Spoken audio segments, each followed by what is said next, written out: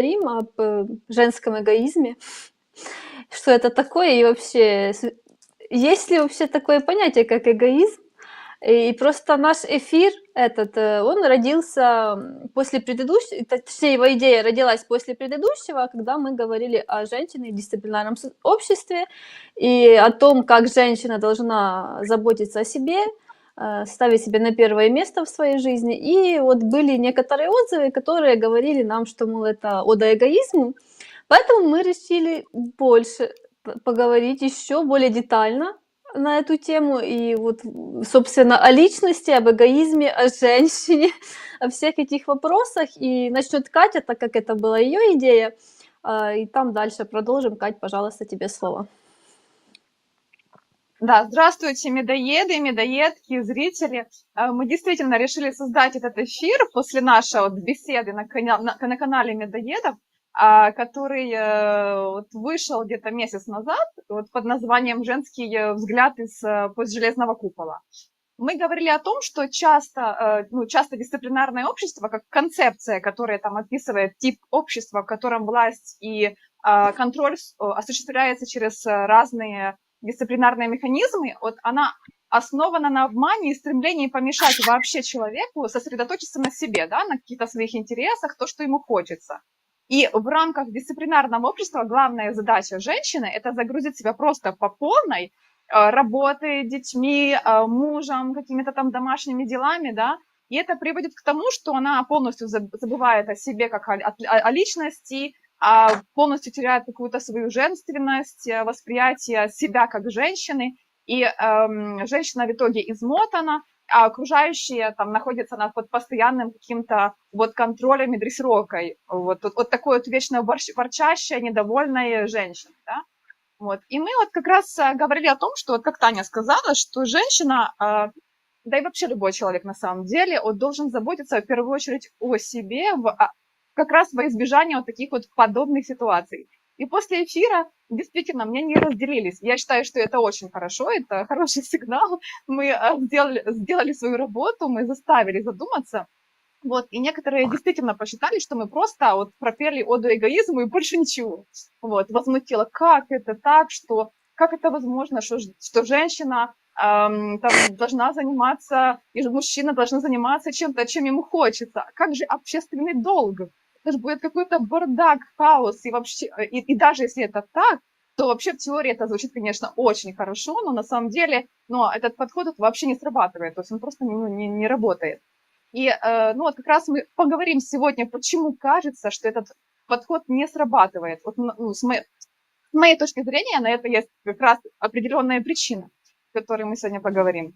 И вообще наше общество, в обществе есть такой стереотип, что если женщина заботится о себе, ее называют эгоисткой, да, там плохой матерью, женой и все остальное. Даже если этого никто тебе прямо не говорит вслух, все равно это чувствуется в фоне. Вот. И вот есть такой американский философ Айн Рэнд, вот она как раз говорила о таком понятии, как рациональный эгоизм. Это понятие, оно еще там возникло в начале прошлого века. Это идея, что забота о каких-то там собственных интересах должна быть вообще целью человека. И это не означает, что надо быть эгоистом в плохом смысле этого слова, да, когда там человек действует только за счет каких-то других людей. И, скорее всего, идет речь о том, что каждый должен стремиться к личному счастью и развитию, и не жертвуя при этом ни собой, и не требуя этого от других людей. И вот у нее есть книги, такие как «Источники», там другие книги, вот как раз они показывают образ таких вот людей, которые верны своим принципам и идут к своим целям, не поддаваясь давлению общества. И она считала, что такой подход не только ведет к личному успеху, но вообще делает общество гораздо сильнее и более благополучным, да. Вот она, кстати, выделяла вот несколько таких вот моментов, которые я там себе выписала, вот, что, во-первых, человек живет ради себя. Ты должен ставить свои цели, интересы и в центр своей жизни. Никто другой не может сказать тебе, что делать, и ты не должен жить ради чьих-то ожиданий. Второе. Руководство разумом. Все решения должны приниматься на основе здравого смысла и логики. Действуя так, ты можешь достичь своих целей и при этом уважать реальность, в которой ты находишься, без жертв. Она считала, что неправильно приносить себя в жертву ради других и ждать, что другие будут жертвовать с тобой ради тебя. Настоящая доброта — это когда люди взаимодействуют на равных, вообще полностью на равных, каких-то на равных и без какого-то внешнего принуждения. И свобода личности — это когда каждый человек должен быть свободен жить так, как он считает нужным, и при этом не мешать другим делать то же самое. Вот. И, конечно же, сегодня мы хотели поговорить на эту тему. И, Гуна, я тебе передаю как раз слово. Я думаю, что у тебя есть что сказать по этому поводу. Вообще, стоит ли жертвовать личными интересами ради общего блага, ради семейного благополучия? И вообще, как тебе такая постановка вопроса? Ну, я предлагаю еще посмотреть на эгоизм, как он был обозначен, с такого ракурса. Ведь дети, когда приходят на свет, они же тотальные эгоисты, получается. Они же не спрашивают родителей, а можно я сейчас заплачу, или давайте я вас ночью разбужу, у меня там истерика сейчас. Но они как бы, получается, что они, да, подближаются к этим границам родителей, и их, в принципе, пресекают, да, этих взрослых людей, которые вроде как нормально жили до этого. Ну и если с такого ракурса смотреть, нам что об этом говорит вот такая постановка эгоизма, что Бог ошибся, Он сделал людей изначально эгоистами, или же что дети какие-то тотально неправильные, испорченные, их чинить сразу нужно, да, и родителям это знак, что их надо обязательно им учить спать всю ночь, учить кушать по часам, да, там как-то упорядочить их режим, чтобы это не мешало нам, взрослым, чтобы они как бы как эгоисты себя не вели. Ну, по-моему, это не сильно хорошая позиция. Или же нам это вообще говорит о том, что эгоизм правильно понят. Я вот склоняюсь к третьему варианту. Эгоизм как такой, как дефиниция, неправильно понята. Я под эгоизмом понимаю, что человек не тот эгоист, который делает сам то, что хочет, а тот эгоист, который другим заставляет делать то, что я хочу, чтобы вы делали. Тогда мы можем уже об эгоизме говорить. Вот я его так понимаю, все, весь остальной эфир буду к этому склоняться. Ну, а по поводу ради блага общего в семье, стоит ли пресекать эгоизм в плохом смысле этого слова? Ну, иногда, да, ради общего блага, как я это вижу на живом примере. Я сильно не люблю гладить рубашки. А мой муж, например, в этом видит любовь. Если я знаю, что его язык любви – это помощь, я ему помогаю, готовлю одежду к концертам, я могу глаживание, как это по-русски правильно, гладить рубашки с каким-то измененным процессом.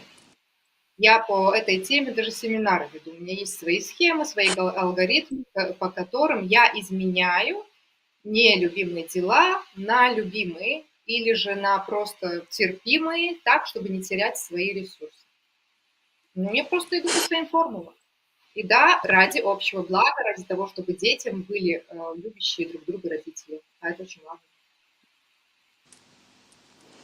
Так, я подхвачу тебя. Вот ты заговорила о том, что такое эгоизм, как раз и я тоже хотела это сказать, потому что вот это понятие эгоизма, я вообще как бы, и то, что, кстати, Катя говорила, что термин рациональный эгоизм, я вообще не признаю таких терминов, как рациональный эгоизм или здоровый эгоизм, еще есть такое, я иногда слышу. Это не эгоизм, это нормальное состояние человека. То есть ставить себя на первое место, заботиться о себе, о своем благе тоже, вот как личности. Это здоровый как раз человек на самом деле. И в этом нет эгоизма. Просто вот то, что называют, ну, эгоизм это что такое плохое, да, вот как считается, как будто бы. А вот для меня, ну, и поэтому здоровый эгоизм, то, что или рационально, это здоровый человек, да, это тут вообще слово эгоизм не должно быть. А вот что такое эгоизм для меня, это вот тоже как раз то, что Гуна сказала, это когда человек, во-первых, он думает, что все должны делать так, как он хочет, он не умеет говорить, не говорить, а он не умеет воспринимать, например, нет. Если ему говорят да, ну, это тот человек, который не видит других личностей.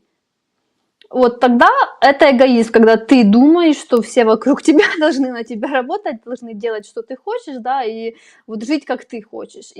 А вот признать то, что есть другой человек и другая личность с другими ценностями, с другими потребностями, он не может. Вот это эгоист.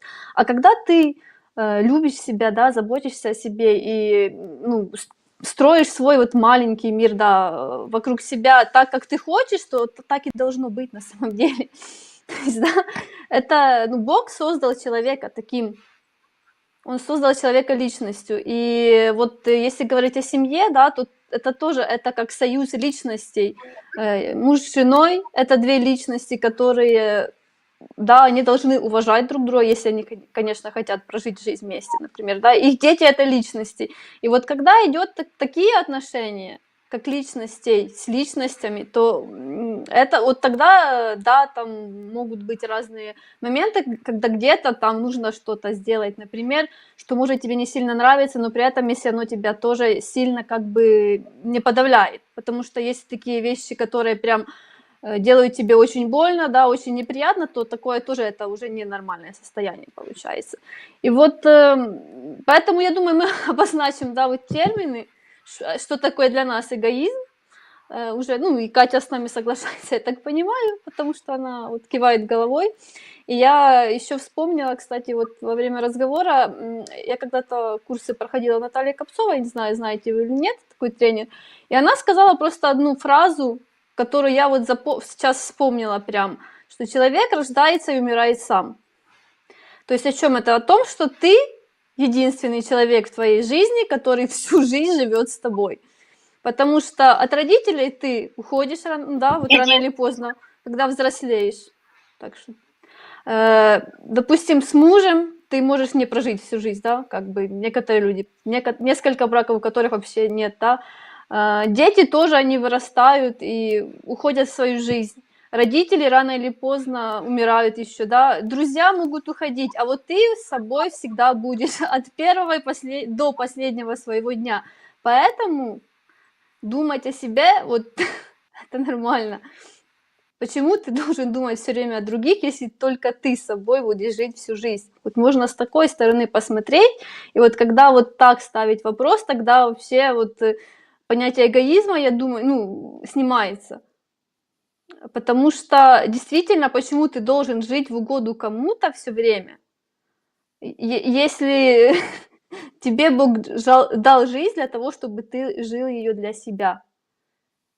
Ну, да, вот так вот мы смотрим на этот вопрос. И вот в чем проблема вот нашего такого постсоветского воспитания, да, у кого советского еще и постсоветского, ну, потому что всех нас воспитывали родители, которые из Советского Союза, а пока еще здесь не сидят люди, в которых выросли родители без этих паттернов, это будет в будущем.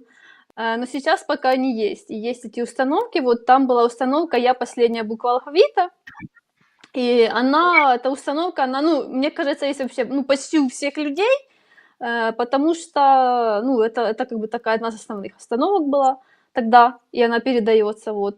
И почему-то, она записывается, да, вот на подсознании, и только люди, которые вот сознательно с собой работают, да, они вот ее избавляются. А вот те, которые думают, что у них и так все хорошо, как бы вот, ну, и там не работают, там не ходят к психологам или на тренинги какие-то, ну, у них оно, скорее всего, есть. И записано, да, что вот быть ярким, выделяться, там, думать о себе, вот тоже, да, вот это что эгоизм, что это что-то плохое. И именно из-за этой установки. Потому что я где-то вот туда запихается, вот сначала всем, а потом себе, вот так. Но на самом деле так не работает, потому что если ты очень много даешь, другим, тебе уже ничего не остается. И ты так выгораешь просто. А для того, чтобы что-то дать другим, нужно быть чем-то наполненным. Это то, что мы говорили на предыдущих эфирах, да. И чем человек вот больше как бы делает что-то для себя, тем на самом деле больше дают другим. Потому что когда ты вот живешь так, как хочешь, да, у тебя и там работа любимая, занятия любимые, ты чувствуешь себя счастливым, и тогда тебе хочется это счастье раздавать на самом деле. А вот когда ты несчастный, то ты ничего не можешь дать другим людям, кроме своего несчастья. И вот даже сейчас вот уже переведу на украинское общество, посмотрите пример, да. Очень много несчастных людей, и они передают это несчастье друг другу все время, да, вот этот негативный флёр.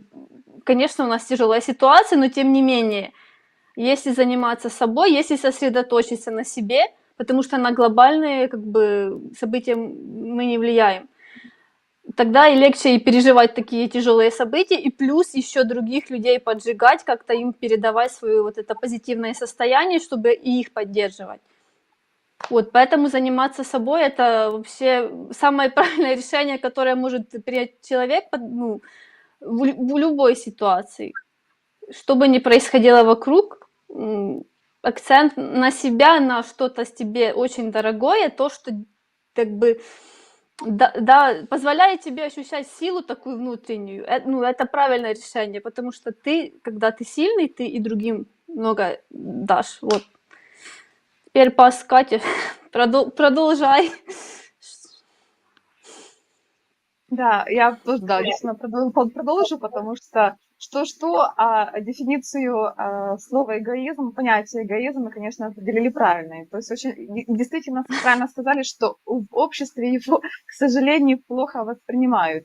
Но, как на мой взгляд, проблема не только в неправильном восприятии слова эгоизм. Есть еще несколько рядов таких, вот, скажем так, ведущих, как по моему мнению, которые ведут к тому, что вот человека, который занимается собой, да, то есть в обществе, когда там часто думают, что человек, который занимается своими делами, делает то, что ему хочется, он эгоист в том понятии, которым они понимают. То есть на это есть еще ряд таких вот причин. Вот, в принципе, можно задуматься, вот счастлив ли человек, который там работает на работе по 10 часов в день? Обычно ответ, ну, нет. Ну, согласимся, это же правда.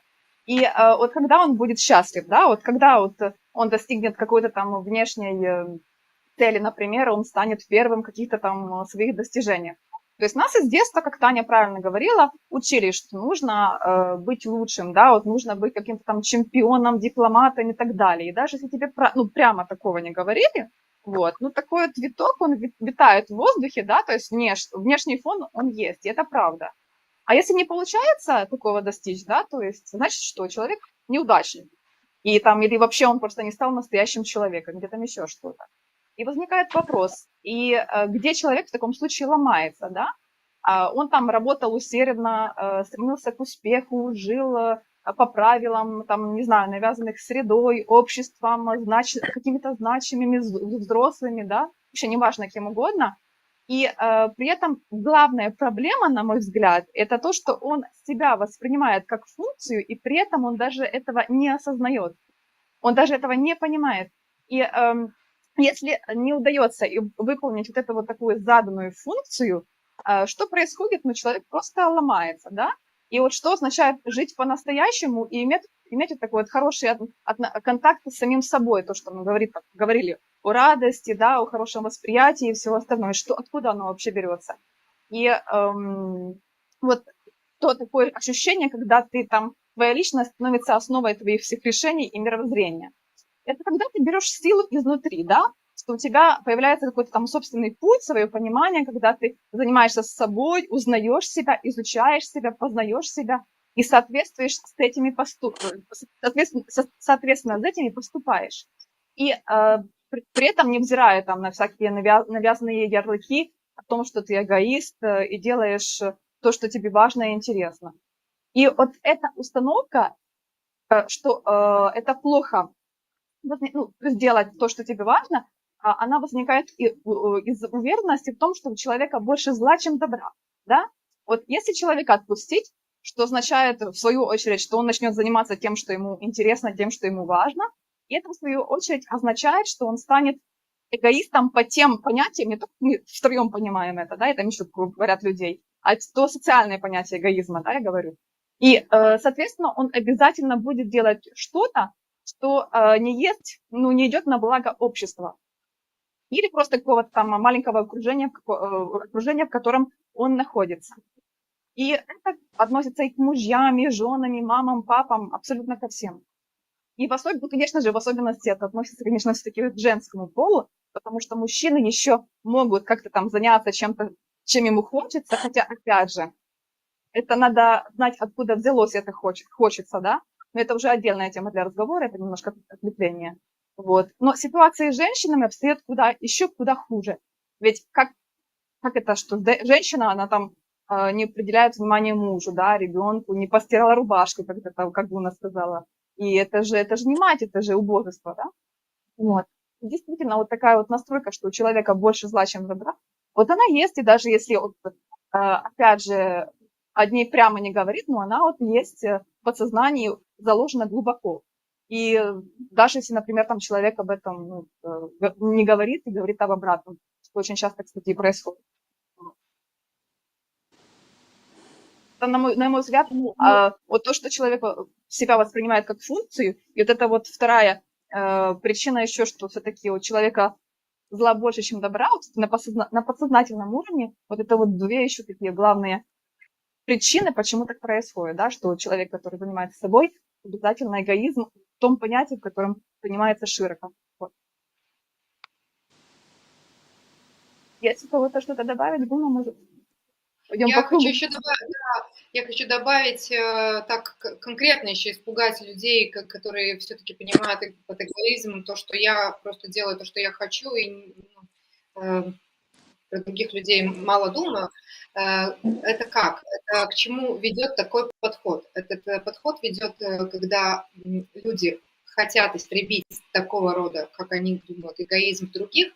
Это тенденции хотеть понравиться,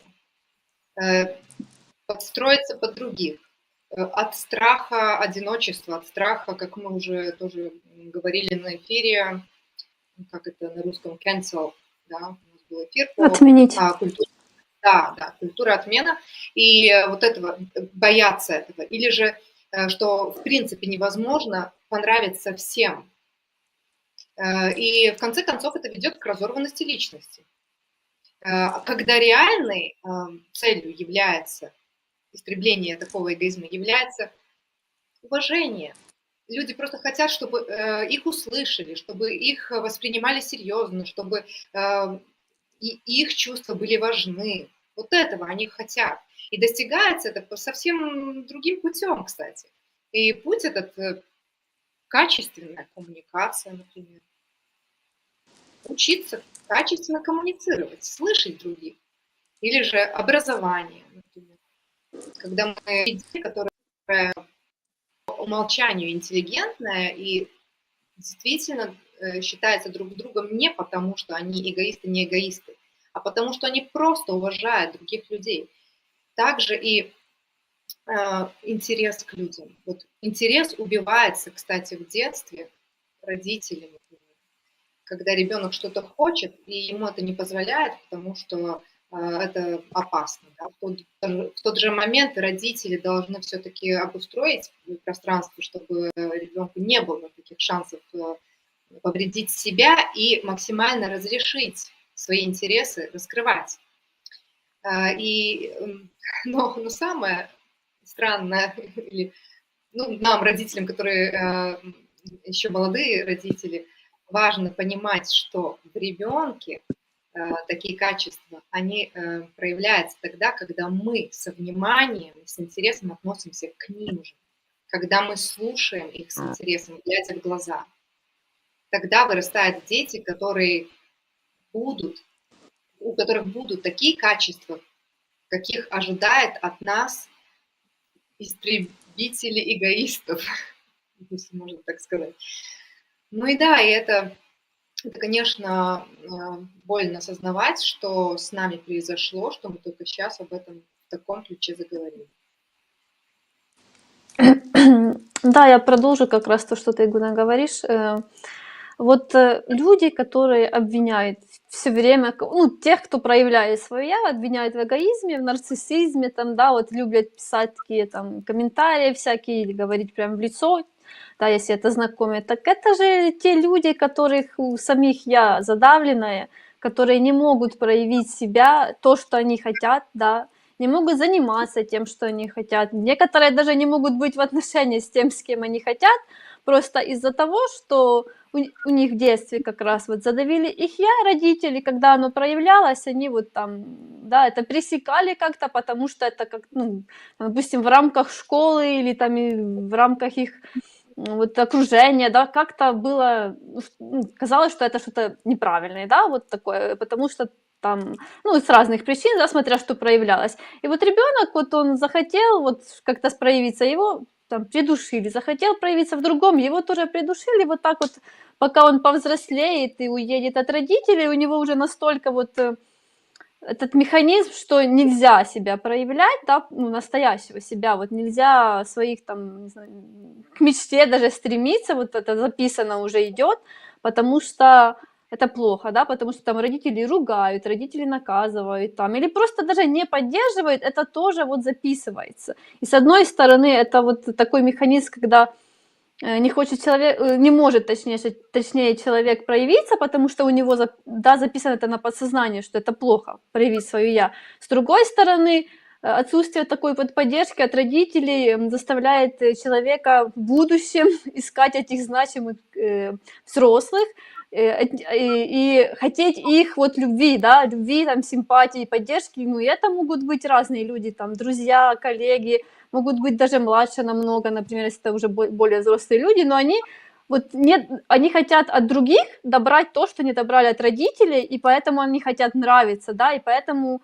они пытаются быть удобными, чтобы вот их похвалили, чтобы их сказали, какие они молодцы. И они делают то, что вот, скажем, принято в рамках того окружения, да, или там на работе.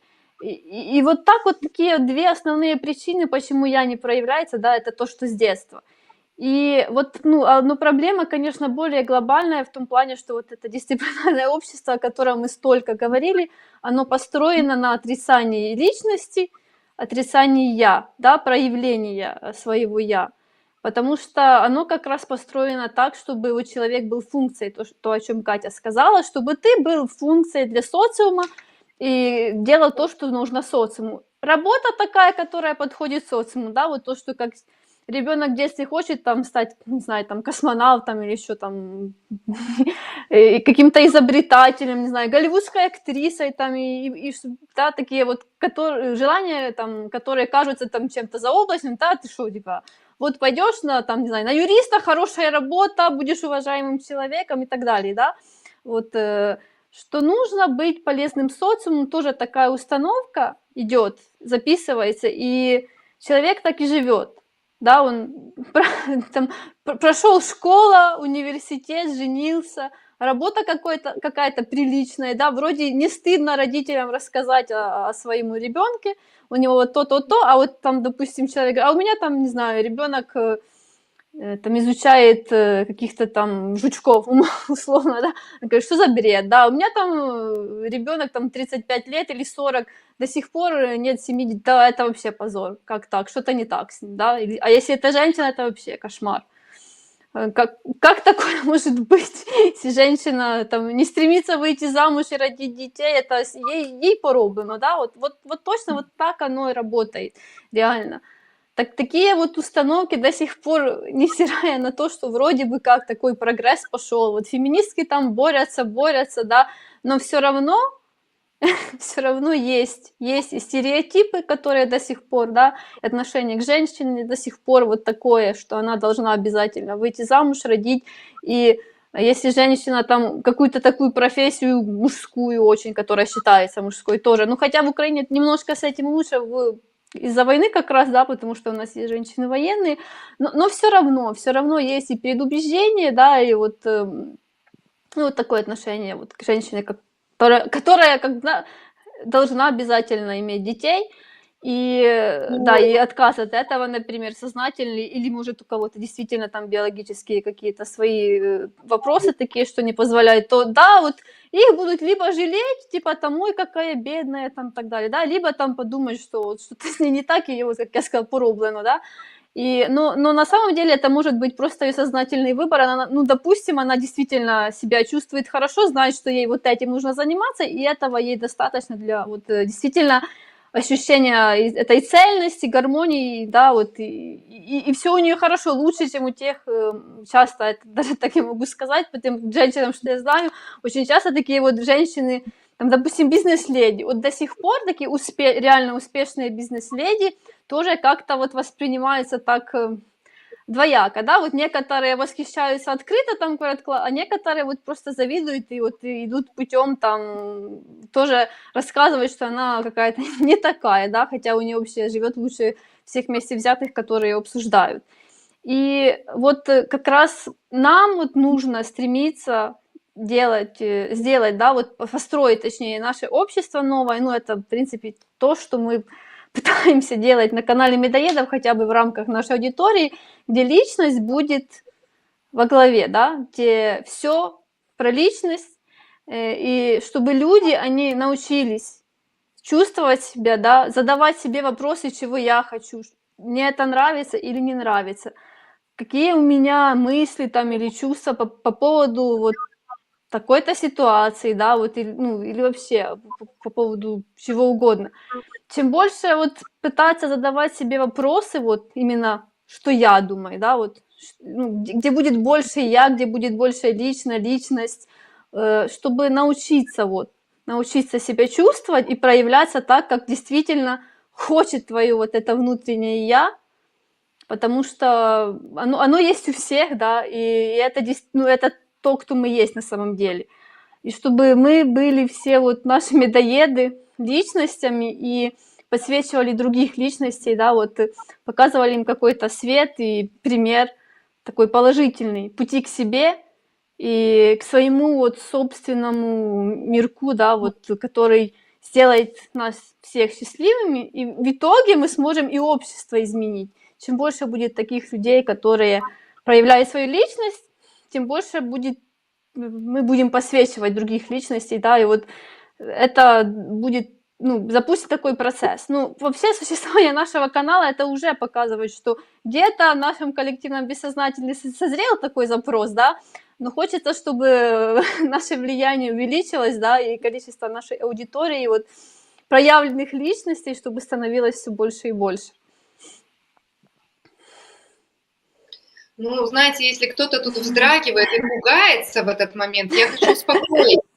Потому что, да, акцент именно на том свете, что, Таня, ты под конец уже говорила, что мы будем, да, как свет. И, кстати, люди, которые делают то, что хотят, они более счастливы.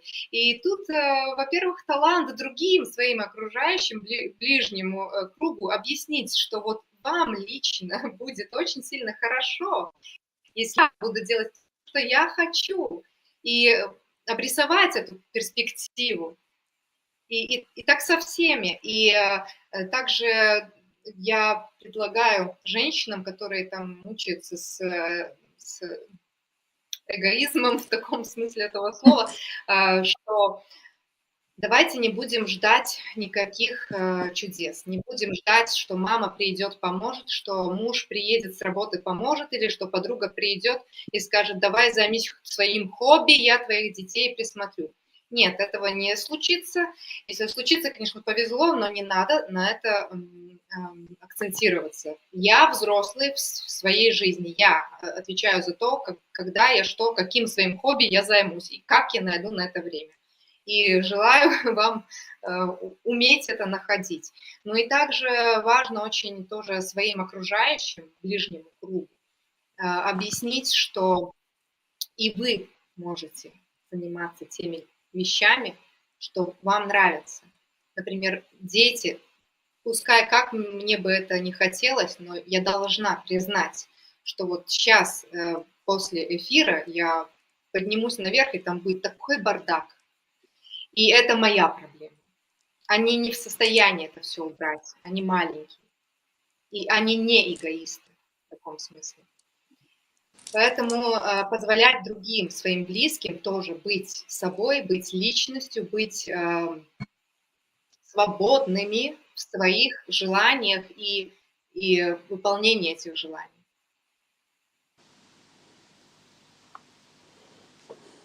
Да, я тоже добавлю, конечно же, по теме, вот по поводу того, что работы, труда человека, да, вот многие люди, вот они действительно думают, что там готовы тяжело трудиться, работать, пахать, как спортсмены, да, там вот достигать каких-то там результатов, да, но очень часто проблема в том, что они не понимают разницу между трудом ради других целей, которые там же, опять же, поставлены какими-то комплексами мама и папа в детстве, вот я там достигну каких-то результатов, докажу маме и папе, даже если оно так, ну, оно не звучит вот, в сознании, но подсознании, мы же уже об этом говорили, оно все равно остается, вот эти вот детские комплексы, какие-то недоработки и все остальное, да. Если было бы легко от них избавиться, наверное, бы проблем не было, но, к сожалению, они через всю жизнь вот проходят. И очень сложно разобраться между там трудом ради каких-то там чужих целей и трудом вот ради своих истинных интересов. Это действительно очень сложно в этом разобраться. И это действительно звучит только легко. Да что, я вот что хочу, да то и делаю. Да откуда берется это хочу, да? Это на самом деле не все так просто. Вот.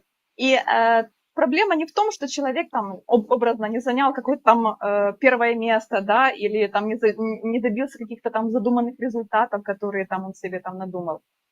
И опять же, непонимание, ради каких целей ты что-то делаешь, ради там чужих или собственных, вот, тебя делает как или ты личность, или ты функция, которая там исполняет чужую волю.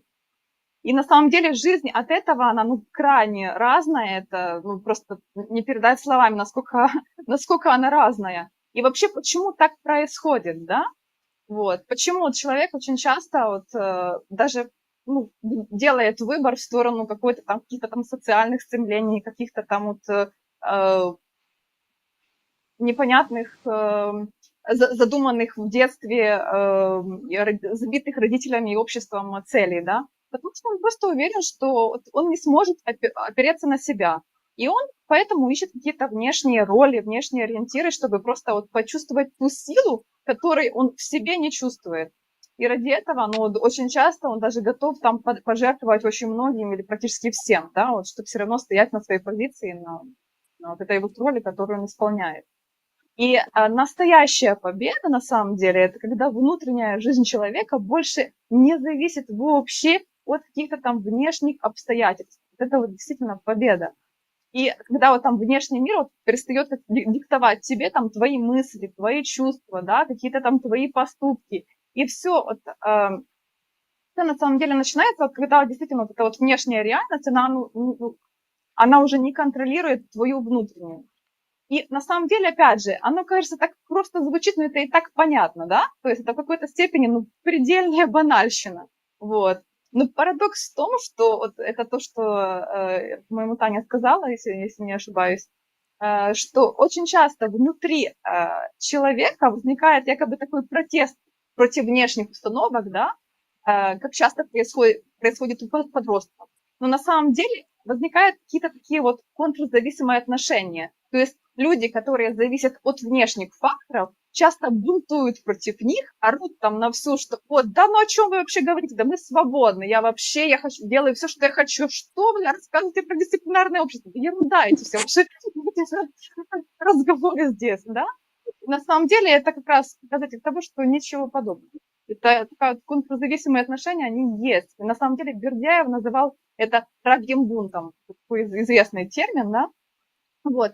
И, но только вот по-настоящему внутренне свободный человек по-настоящему спокоен. То есть он не будет тебе орать, что я свободна, что я там хочу, что делаю, что хочу и все остальное. Это, кстати, правда. Вот внутреннее спокойствие, это есть индикатор. И, то есть этот человек, он не стремится менять других, да, он просто живет своей жизнью, и все. И при этом он позволяет другим делать то же самое. И вникните, пожалуйста, в этот абсурд. И этого человека называют эгоистом.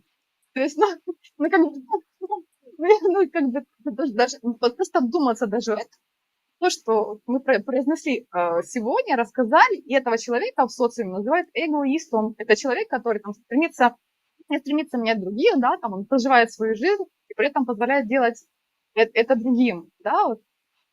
Поэтому это тема для разговора. Вот. И единственное, что действительно нужно как бы позволять не ограничивать волю других людей, то есть не заставлять что-то делать и в то же время не зависеть от каких-то других мнений, чужих эмоций, а не поддаваться этим эмоциям. Но только это нужно делать по-настоящему, понимаете? Очень часто человек вроде бы тоже это делает, но на самом деле впадает в контрзависимость от таких вот отношений, да, или, допустим, там какое-то отрицание, что чаще еще хуже, чем вот зависимость. То есть это нужно осознавать, да, то есть это нужно понимать, это прожить.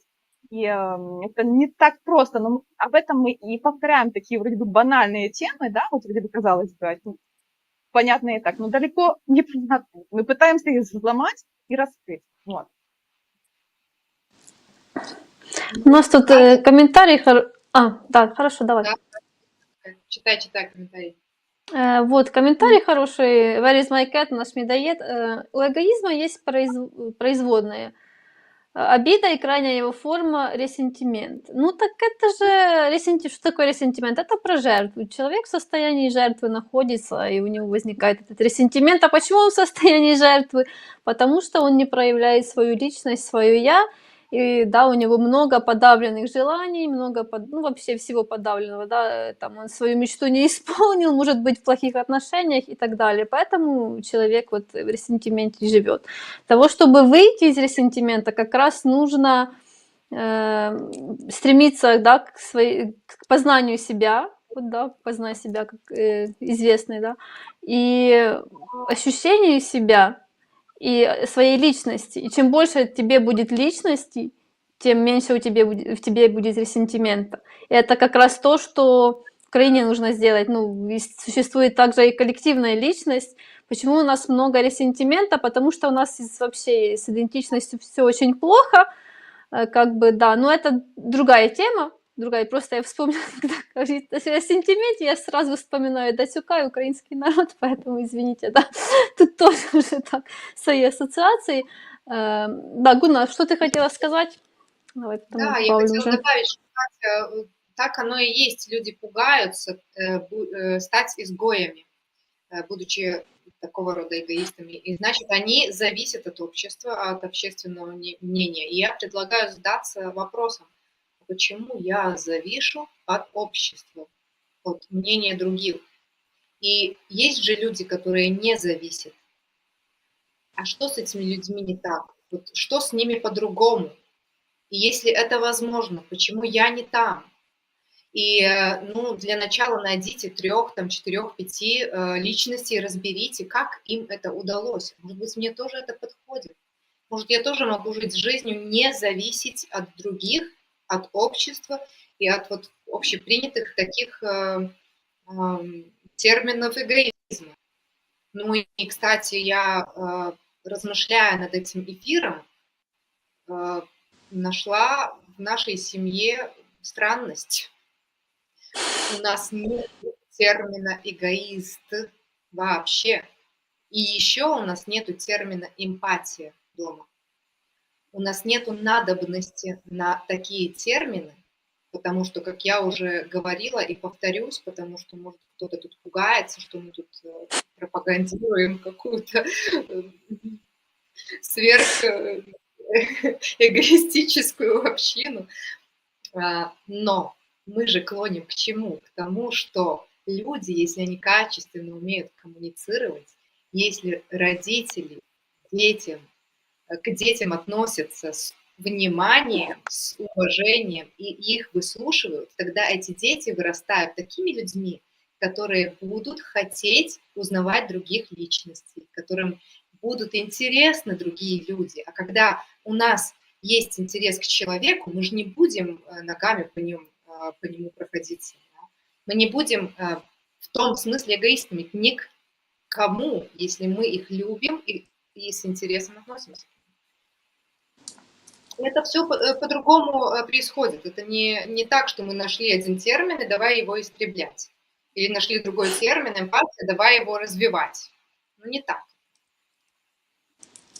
Ну, вот то, что ты говоришь, Гуна, да, во-первых, по поводу термина, тут проблема же не в термине, а в том, да, вот, что за ним стоит, да, в его понимании и вообще в отношении, да, вот, к человеку, который о себе думает, как он посмел, да. Вот это очень здорово, что в вашей семье так все хорошо, и очень хочется верить, что будет чем больше таких семей и больше таких людей с проявленным «я». И вот как раз вот ты говоришь, интерес к человеку, да, такой действительно искренний, когда вот так воспитывает ребенка, и у него он в других видит личности, потому что в его семье все видели друг в друге личности, да, мама с папой, там братик, сестричка, да, ну, и вы все это отношение личностей с личностями, это я уже сегодня, в принципе, тоже говорила. И он, когда растет, у него этот пример, он и на других же проецирует то, что в семье.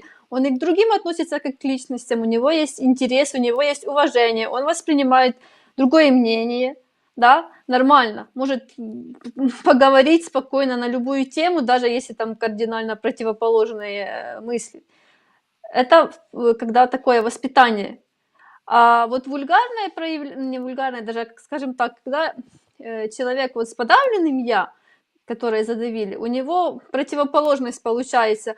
У него не интерес к человеку как к личности, у него желание, допустим, другому навязывать, да, неумение как раз воспринимать это нет, о чем я тоже сегодня говорила, и он пытается навязать, подавить, да, вот доказать что-то, обязательно, чтобы его слово было последним. Ну, это, конечно, не прямо у всех, но это ну, так распространенное явление, да, вот такого человека, который я свое задавил. Еще это желание вмешиваться в чужие дела, в чужие семьи, например, да, вот там среди подруг такое может быть, среди коллег. Обязательно давать свои советы, которые не просили. Вот это, ну, желание что-то навязать другим, свой образ жизни, свою картину миру, навязать именно, не просто поделиться, что я вот так живу, можно сделать так, нет, а вот именно говорить, что это правильно, вот так надо, да, и ты должна сделать это там или это, вот, когда вообще употребляется слово «ты должен что-то сделать», это уже как бы слово «должен» уже наталкивает на какие-то плохие мысли. И вот желание другим указывать, да, другими заниматься вот в таком плохом да, проявлении, это как раз когда свое «я» непроявленное. Когда человек не занимается по-настоящему, не занимается собой, он хочет заниматься другими людьми, так или иначе. Кто-то просто свое мнение всем рассказывает, да, его не спрашивал, он всем ходит, а кто-то вообще пытается даже в семьи влезать. Ну, я думаю, у всех хоть когда-то были такие люди в окружении, у меня таких давно нет, как бы, но я знаю этот тип людей, и их очень много. И вот в соцсетях тоже это мы все время видим, там кто-то что не так сделал, все реакция, как они посмели. Вот, чем больше человек занимается собой, тем меньше он пытается другим что-то указывать. Да, чем меньше он лезет к другим в жизнь и говорит, что вот именно только так правильно. Человек такой понимает, что есть другие вот такие «я», как моё, да, они уникальные, у них есть что-то своё, и может быть абсолютно отличное от моего. Ну, обычно так и бывает, что личности действительно проявлены, они очень разные. У них, конечно, тоже есть и общие черты, но они очень разные, у них да, своя какая-то там энергетика, даже своя харизма, и это прекрасно. И вот когда 2 личности или 3 или 10 встречаются, я думаю, это вообще лучшее, что может быть, допустим, потому что им очень всегда будет очень комфортно вместе и очень интересно. А когда личности подавленные, да, и встречается группа людей, она может там и спорить, доказывать и так далее, да. Тоже вот всякие там анекдоты, есть мемы про семейные собрания, да, такие большие, когда там обязательно какой-то срач там, да, или какой-то спор. Вот это как раз тоже такая проблема, если такое воспитание, когда не учили проявлять «я», вот только там могут быть такие вот мемы и приколы, а в Украине это опять-таки очень распространенная проблема, такая родовая и вековая. Поэтому мы здесь и говорим, и работаем на то, чтобы это исправить. Аня, мне очень понравилась та мысль твоя, что чем человек больше занимается собой, тем меньше лезет к другим. Значит, тем больше человек эгоист по общепринятому мнению, чем меньше он Да. эгоист по нашей дефиниции. Больше эгоист, меньше эгоист. Вот, получается интересно. Но еще мне очень понравилась эта картинка, которая у нас на аватарке стоит. Это торт, который порезан на 8 кусков, и взят там один вот такой вот кусок, а я его, эту картинку показала своим детям. Мне было очень интересно, что они на это скажут, правильно ли делал человек, который там взял вот так. Ну, кто как там ответил, но я задаюсь такой мыслью. Первое, что не так с теми другими, если уж они так ущемляются, когда кто-то берет иначе? Вот почему они тоже не могут брать так же как-то, как хотят, да? Что причиной является? А второй вопрос, а кто вообще резал торт? Почему именно так порезали? Почему каждый не может взять? И, кстати, самое главное, этот кусок же не больше других взят. Этот человек просто свою долю взял, он не взял больше кусок, он взял вот точно такой же, как там остальным 7 остался. Посмотрите на эту картинку потом после эфира, очень интересно. У нас уже несколько отзывов было в чате, что понравилась заставка. Вот это как раз картинка на заставке стоит. Она Заценили как раз люди. в тему. Да. Кать, ты что-то хочешь добавить? Да, уже, наверное, будем ближе к финалу. Сейчас говорим. Ну да. Конечно, добавлю, наверное, уже все-таки подытожу то, что мы немножко сказали, да, по поводу эгоизма в том объеме, который мы пытались доложить сегодня, рассказать, объяснить. Вот. И опять же, мне тоже понравилась очень сильно такая концепция, там, где личность, да, вот она как такой вот огонек, она запаливает, как это по-русски, зажигает, Зажигает. зажигает тех, кто находится напротив него, да, то есть тех, кто находится рядом. Вот, и, конечно, бы хотелось, что вот именно, чтобы у нас тоже получилось все-таки, да, вот кого-то все-таки стимулировать, подумать, задуматься, да, и действительно, в любом случае, эгоист на самом деле является тот человек, который не учитывает вот, потребности и желания близких, других людей, а пытается вот их контролировать каким-то образом, да, вот ради собственного комфорта. И при этом же он называет, что это все называет какими-то правилами, что вот это вот оно так надо, вот это вот все так правильно. И действительно взрослая такая вот зрелая позиция, это вот умение, то, что Гуна сказала, умение организовать свою жизнь так, чтобы ну, не заставлять, ну, как бы, чтобы не чувствовать потребности заставлять других людей что-то делать для тебя, да, это на самом деле действительно есть взрослая позиция. И это не значит, что там ты перекладываешь ответственность на других, наоборот, ты берешь на себя управление своей жизнью, да, таким образом, чтобы получать от этого радость и энергию, да, от даже каких-то там обычных повседневных дел. И вот пример взрослого подхода вообще, это когда получается как раз находить время вот для своих интересов. И для отдыха, и для учебы, или для какого-то развития, для всего абсолютно. И при этом не ожидая, что кто-то другой делает тебя со стороны счастливым, да, то есть не нужно этого делать. И при этом еще и обвинять, орать, что я не могу все это сделать, у меня не хватает времени на это все, потому что мне вечно кто-то мешает. То есть жена, муж, президент, инопланетяне, непонятно кто, постоянно кто-то мешает. Это такая вечная, ноющая жертва обстоятельств, бесконечная, что на самом деле очень часто происходит. И на самом деле зрелость приносит выгоду всей семье, да, то есть всему окружению, которое ну, у вас есть. И получается, что вместо такой вот напряженной атмосферы, ну, где там все ходят по струнке и ради одного человека, да, и, соответственно, поступают в итоге так же, потому что другого взаимоотношения они даже не знают. Это очень часто видно по детям, да, вот. И вместо такого получается, наоборот, радость и взаимопонимание в семье, да, в семье, в окружении. И При этом в этом и заключается настоящая забота о семье, не о том, чтобы там, например, делать то, что, ну, чтобы все делали то, что тебе хочется, а чтобы создать такое пространство, где все могут быть счастливы, и при этом ты тоже, да? А все вот эти вот указы, недовольства возникают только из-за внешних каких-то ориентиров, да, и из-за защиты их якобы своих ценностей, и вообще без попытки даже понять, откуда эти ценности на самом деле появились, да? И это факт. Это факт, что остается. Вот. И еще единственное, что хотела добавить по поводу эгоизма, вот на самом деле очень часто тоже возникает такой вот вопрос, как же там самопожертвование, любовь к ближнему, отдать жизнь за друга и все остальное, да? А на самом деле ответ очень прост. Ты поступаешь, как ты считаешь правильно и как ты считаешь нужно. Но почему вот считается, что вот если человек делает, как он хочет, он обязательно этого не сделает. То есть обязательно не будет самопожертвы, обязательно не будет любви к ближнему, и обязательно он не отдаст жизнь за другого человека, за своего друга. Почему? И опять же, я все-таки вернусь, ну, я знаю, что, девочки, вы эту установку знаете, но она правдива, что то, что... Почему так? Ну, ты улыбаешься, ты понимаешь, что я хочу сказать, но это правда.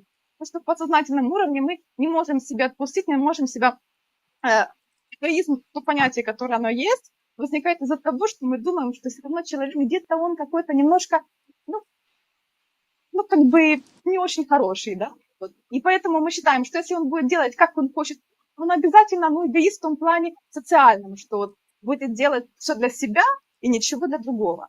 А может как раз и наоборот, этот эгоизм как раз будет проявляться в том, что он будет любить ближнего, да, он будет там заниматься самопожертвой, да, и он отдаст именно как раз этот эгоист, он как раз, когда будет поступать так, как ему нужно, он как раз и отдаст жизнь за друга, за ближнего и все остальное. И просто у людей уверена, что человек в редких случаях, ну, только в каких-то таких очень редких случаях поступает благородно, да, а все остальные, ну, такие, скажем так, добрые, хорошие поступки он делает под каким-то надзором, надсмотром обязательно, да. И часто человек оказывается злым, лицемерным эгоистом, опять же, не в нашем понимании трио, да, а только в социальном понимании трио, вот когда его запихают в какие-то рамки, которые ему абсолютно неестественны, он находится в этих рамках, он их принимает, как правило, Игорь, да, какое-то время, с ними соглашается, он бунтует. И тогда он и становится каким-то эгоистом, который там не оправдал ожидания окружающих. И опять же, ну, такая аналогия с подростками вроде бы кажется, но на самом деле в взрослом возрасте ничего не меняется. Все это абсолютно то же самое.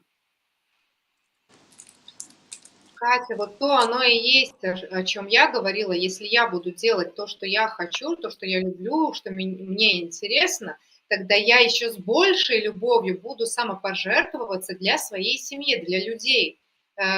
Получается, результат-то он вот именно так и достигается, тот, который мы все желаем. Да, мы уже будем финалить, и я тоже добавлю, что человек несет в мир то, что у него внутри.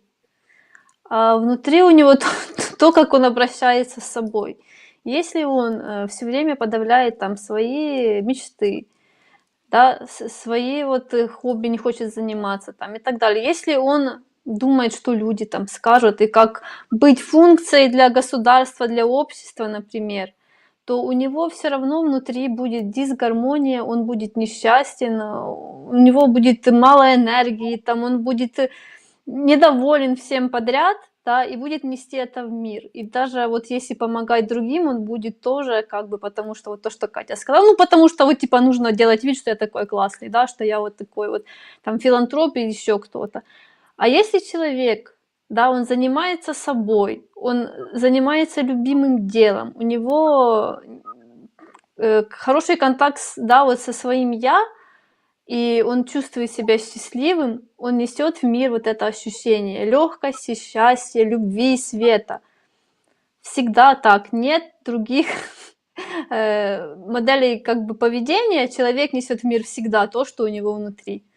И даже если, допустим, какой-то период еще может быть, что он там что-то хорошее несет, будучи несчастным внутри, но этот период все равно закончится, и человек, когда полностью уже выгорит, он, да, он будет недоволен, и все, да, и все вокруг виноваты у него, и все не так.